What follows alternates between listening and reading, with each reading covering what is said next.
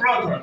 When I make rubbing between balloon and a sweeter, we observe that the negative charge is increasing in balloon. That means number of electron it is more than number of proton. What is the net charge of balloon?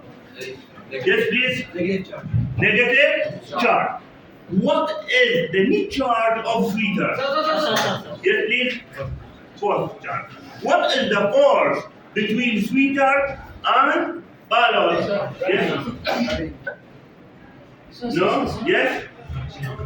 Attraction force, yes. We see that this is attraction force. This is attraction force between the different charge is attract to each other. Okay? And now the balloon with the wall now is natural.